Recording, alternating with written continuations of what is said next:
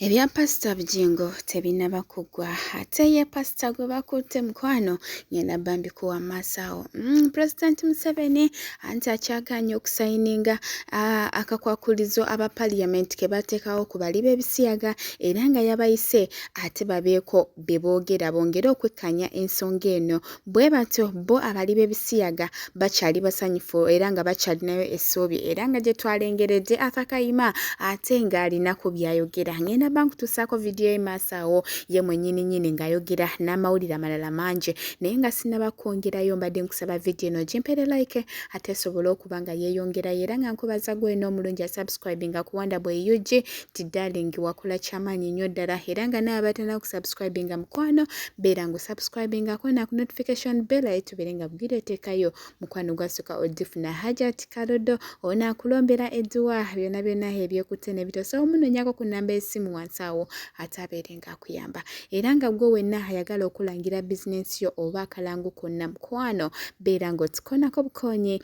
ate tugenda nga tukuyamba nga sikulwesizaawo anti akayima jjukira naye yagenda e London era nga ono batugambe mbu ye aligge nze naawe byonna nja kubambikuba era nga y'omu ku bakulembeddemu ekikwekweto kino era nga basaba President Museveni ataleme kubanga kulaki nga sayininga etteeka eryo era nga basaba basigaze rights zaabwe nga bo bagge nga bo abatakola ki abali b'ebisiyaga kale kankiyite bwe bato era nga basaba gavumenti ate ekkakanye obusungu kamukutuseeko wano mwennyini ngayogera ate nkomewo kwongereyo n'amawulire amalala. This is how I'm not supposed to live. Uganda is a very beautiful country, beautiful nature, fertile soils, amazing people. We are known for our best hospitality. But this beauty was not made for a certain group of people. It was meant for all of us.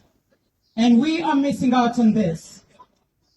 We would love to stand here on the streets of London saying that we are proud Ugandans and we are accepted no matter how we are, our nature, our sexual orientation. We are not having that right now, but we deserve it 100%. It is at the position of the Ugandan government to fight for our rights because we deserve them. And we will not stay silent till we gain our rights. We deserve them. So we will not keep quiet, because it is the responsibility of the Ugandan government to take care of us, no matter what. We have been through a lot. This is the time for us to heal.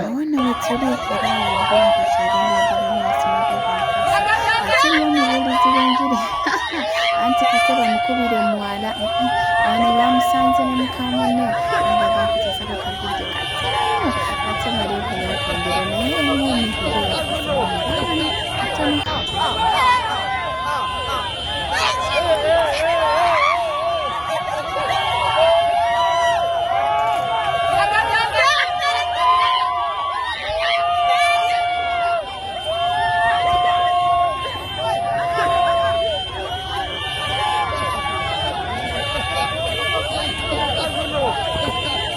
Nseye Uncle Ben jjukira omukulu ono yali yabula era nga buli omu tamanyi gye yali bw'atyo n'akomawo naye era akyalemedde ku nsonga ey'okwogera ku Pastor Bujingo wamu ne Susan Makula era ng'olunaku olwaleero alina wiino ate omulala gw'atuleetedde. Sigenda kubanga mwongerera okuva mu kamwa ke ate ngenda bambi kutuusaako nawe obeere nga obyowulirako naye mukwano Uncle Ben anti ye si wa kuzikiza wuuno ate nga ayogera. Mbozi ya namere erietya. Namere gati fumite mbozi dadi. Fumite mbozi dadi. Namere soko munyonyola abantu. Namere yali omukozi ku Salt. Soko nyonyola abantu namere. Namere yava ku Bukedde TV. Nagenda ku Salt Media. Namere yani nyonyola abantu. Namere muwala wa Minister Sempija. Namere muwala wa Minister Sempija. Namere mukyala muyivu. Kakati akola ki? Simanyi. President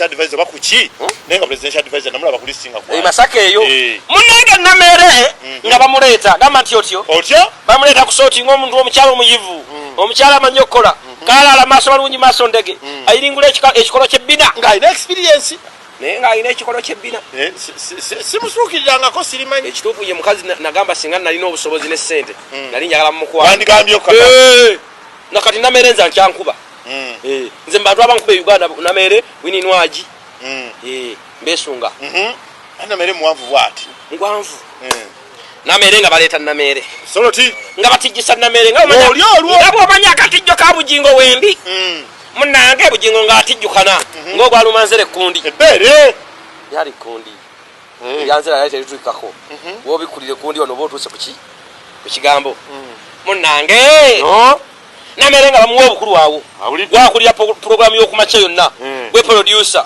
bwe everything bwe kamala byonna bwe galo sajja Bujingo yawaana Namere mbw awaana eno nagende ku church nayo n'awaana Namere nga bamuteeka ku musala omujjuvu gwe nateeberezaako ndigwa miliyoni oba 6 oba 4 awo Namere nga awagenda okujja ng'osulaka nnyo Namere sinasulaka neno kati yaliwo nkyali wange naye ensonga zonna we ziri mu nandya wali tukumeze ntukuvu munnange gamba ti otyo Namere nga munnange bamuleeta Namere nga agenda kuliraani makula Senkubuge makula otakyalina birowoozo ku makya ayise awo takyayinawo waka wakwekwa Namere nga akyunga basenkubuge ne mwana w'omwami Namere nga akyunga bali ye producer ye presenter ye buli kimu Senkubuge nga alya mu ndago apaana